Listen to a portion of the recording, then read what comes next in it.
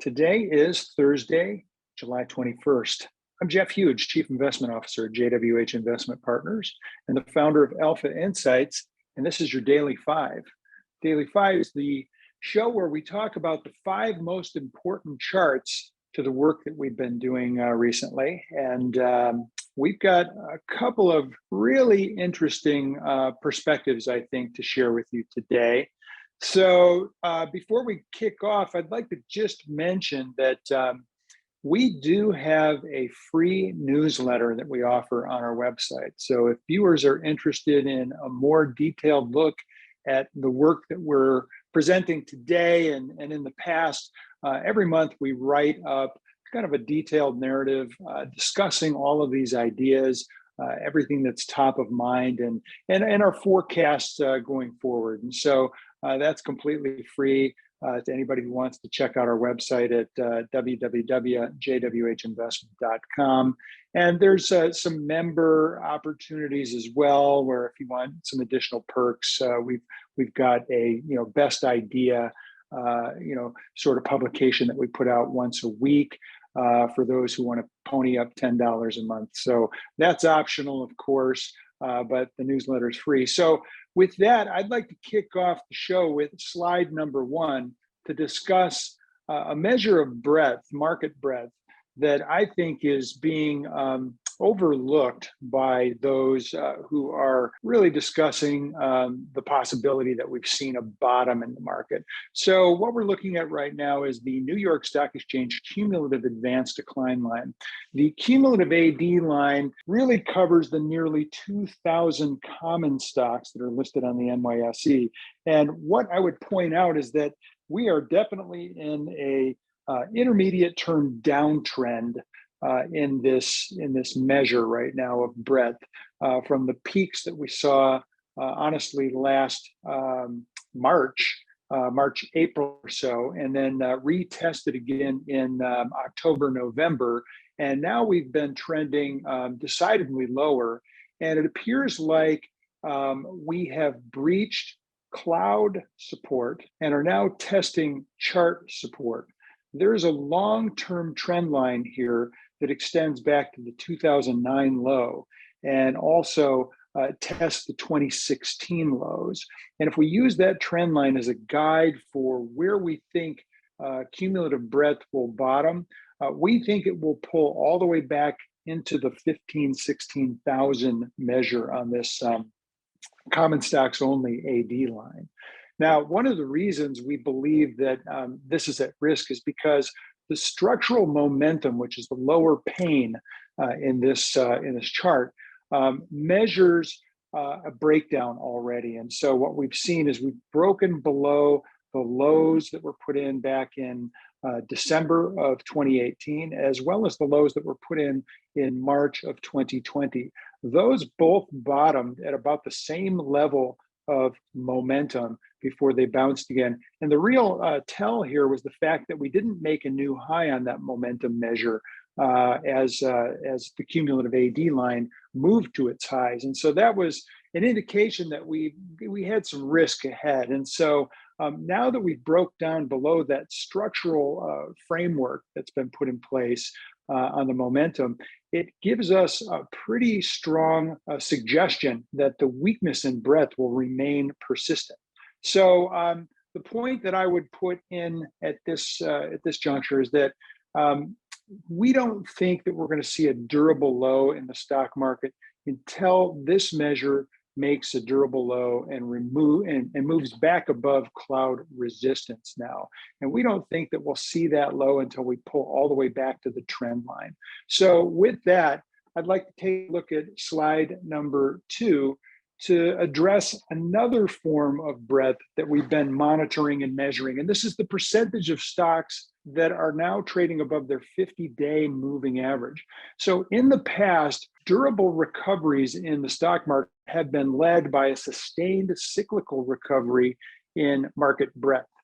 And as illustrated in this chart, when the 10-day exponential moving average, that's the blue line that we see, meandering back and forth, that is the exponential moving average, 10-day moving average of the percentage of stocks that are now trading above their 50-day moving average. And as illustrated in this chart, we don't really see a sustained advance ignited until that 10-day moving average moves above 50%. We've kind of put 51%. Once it's exceeded that level, it's tended to ignite a sustained advance whereby the S&P doesn't again decline below its weekly closing low from the time that signal's triggered until the market hits a new high.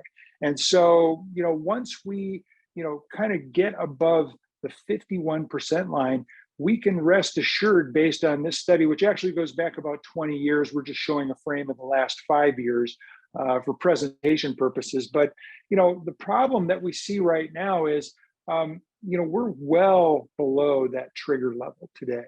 In fact, the 10-day moving average resides around 31%, so 20 percentage points below the trigger line. And, I'd also point out that the lows that we're looking at back in 2018 and 2020 don't actually look like capitulation lows in breadth to us. If we go further back, which aren't illustrated in this photo, but go back to 2002 or 2008, and actually this measure of breadth actually recorded capitulation lows down around 15% and 13%.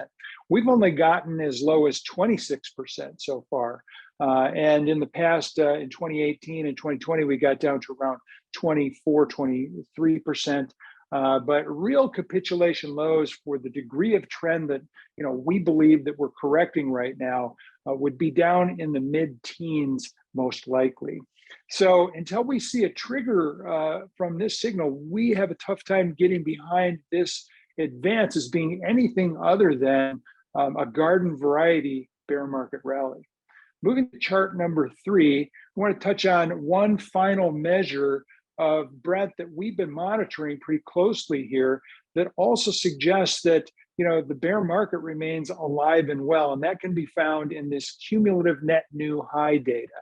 The top frame of this chart looks at NYSE net new highs, and they have broken below a now decades-long uptrend and are testing chart support at the February 2020 highs. If we look at the lower frame of this chart, we can see that the NASDAQ net new highs have broken below that same decade-long uptrend, but they've already breached chart support at the September 18 high, at the February 2020 high, and also the April 2020 lows. Both of these measures are in what appear to be sustained downtrends. And really, it's going to be difficult for the stock market to establish a new durable uptrend without first witnessing a trend change in net new highs. So this data series is incredibly important to determining whether or not we are entering a more sustained advance. And what it looks like based on these 3 measures of breadth is that we haven't.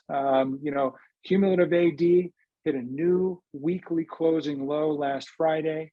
The percentage of stocks above their 50-day moving average is 20 points below the trigger level, and we've got sustained, downtrends, decided downtrends in this cumulative net new high data. And so that leads us to believe that we're in something other than a durable recovery, something that's more likely a bear market rally. And so let's look at chart number 4 to get a sense of where we think that bear market rally can go. We've labeled this counter-trend bounce, and counter-trend means the opposite of the primary trend. The primary trend is down, decidedly down, in fact. And so what we're seeing really is a move that is developing in 3 very specific waves: wave A, wave B, and wave C. And that is customary and typical of a counter-trend move. And so, from a short-term perspective, it definitely appears that the S&P 500 is likely to continue this counter-trend off the June 17th low until it hits this confluence of trend and Fibonacci resistance that comes into play around S&P 4018, possibly 4032. The range